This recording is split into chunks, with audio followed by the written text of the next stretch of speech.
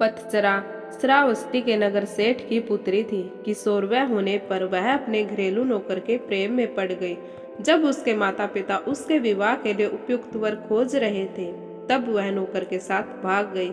दोनों अपरिपक्व पति पत्नी एक छोटे से नगर में जा बस गए। कुछ समय बाद पतचरा गर्भवती हो गई। स्वयं को अकेला पाकर उसका दिल घबराने लगा और उसने पति से कहा, हम यहाँ अकेले रह रहे हैं, मैं गर्भवती हूँ, मुझे किसी की सहायता की आवश्यकता है। यदि आप आज्ञा दें तो मैं अपने माता पिता के घर चली जाऊं।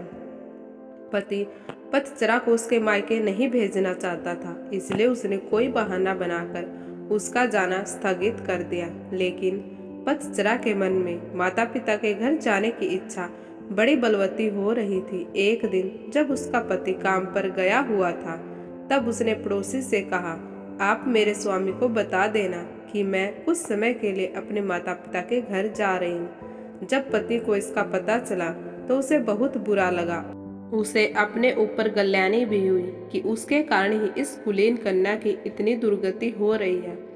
वह उसे ढूंढने के लिए उसी मार्ग पर चल दिया।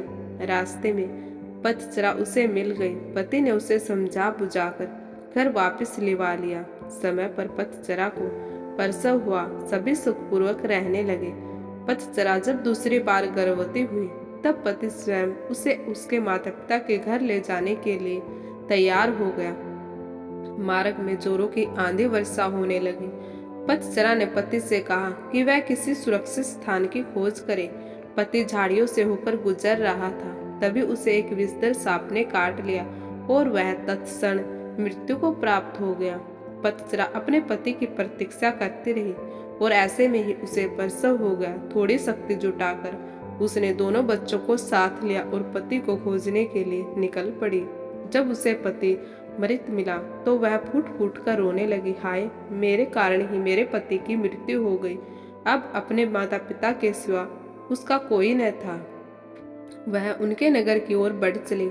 रास्ते में नदी पड़ती थी। उसने देखा कि दोनों बच्चों को साथ लेकर नदी पार करना कठिन था, इसलिए बड़े बच्चे को उसने एक किनारे पर बिठा दिया और दूसरे को छाती से चिपका कर दूसरे किनारे की ओर बढ़ चली। वहां पहुंचकर उसने छोटे बच्चे को कपड़े में लपेटकर झाड़ियों में रख दिया और बड़े बच्चे को लेने के लिए वापस नदी में उतर गई।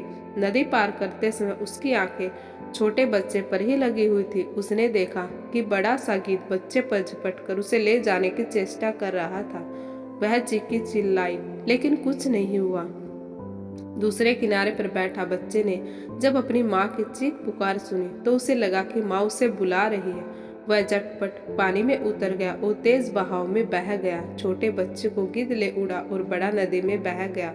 उसका छोटा सा परिवार पूरा नष्ट हो गया। वह विलाप करती हुई अपने पिता के घर की ओर चल दी।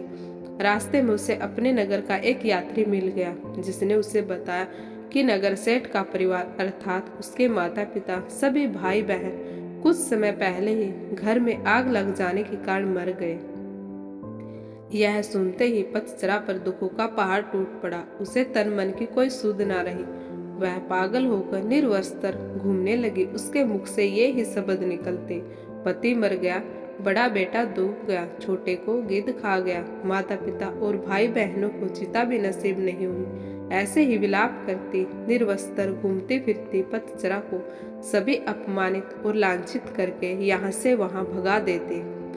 जेतवन में भगवान बुद्ध धर्मोपदेश दे रहे थे। पतचरा अनायास ही वहां पर आ गई। उपस्थितों ने कहा, अरे ये तो पागल है, इसे यहाँ से भगाओ। बुद्ध ने उन्हें रोकते हुए कहा, इसे मत रोको, मेरे पास आने दो। पतचरा जब बुद्ध के समीप आई तो बुद्ध ने उससे कहा, बेटी, अपनी चेतना को संभाल। भगवान को अपने समक्ष पाकर पतचरा को कुछ होश आया और अपनी नग्नता का बोध हो आया। किसी ने उसे चादर से ढाक दिया। वह फूट फूट कर रोने लगी, भगवान, मेरे पति को सांप ने डस लिया और छोटे छोटे बच्चे मेरी आंखों के सामने मारे गए। मेरे माता पिता बंधु बांधव सभी जलकर मर गए। मेरा अब कोई नहीं है, मेरी रक्षा करो। बुद्ध ने उससे कहा, दुखी मत हो, अब तुम मेरे पास आ गई हो। जिन परिजनों की मृत्यु के लिए तुम आंसू बहा रही हो, ऐसे ही अनंत आंसू तुम जन्म जन्मांतर से बहाती आ रही हो। उनसे भरने के लिए तो महासमुंदर भी छोटे पड़ जाएंगे। तेरी रक्षा कोई नहीं कर सकता। जब मृत्यु आती है तो कोई परिजन काम नहीं आता। यह सुनकर पतज्जरा का शोक कुछ कम हुआ। उसने बुद्ध से साधना की अनुमति मांगी। बुद्ध ने उसे अपने संग में शरण दे दी। धर्म के परम स्रोत के इतने समीप रहकर पतज्जरा का दुख जाता रहा। वह नित्य ध्यान व ज्ञान की साधना में निपुण हो गई। एक दिन स्नान करते समय उसने देखा कि देह पर पहले डाला गया पानी कुछ दूर जाकर सूख गया।